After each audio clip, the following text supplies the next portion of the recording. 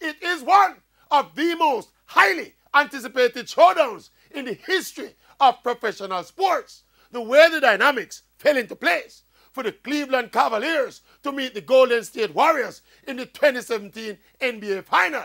The trilogy, and look, there's been lots of talk about the season-long inevitability of this matchup in the final. Say it's bad for the NBA and the regular season was a farce and ray and tear. That might be so, but right now, I would have it no other way.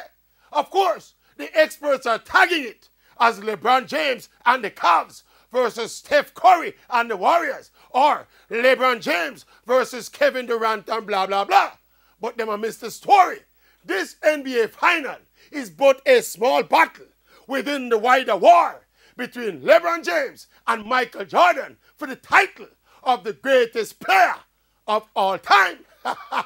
For me, LeBron James is already on course to becoming the greatest all-round player to have ever played the game. One former player put it perfectly. LeBron James should not be compared directly to Michael Jordan because he is such a different type of player.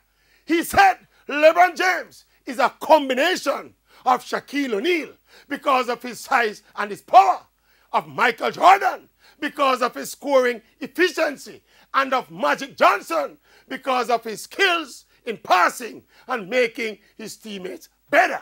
Now that is perfectly put.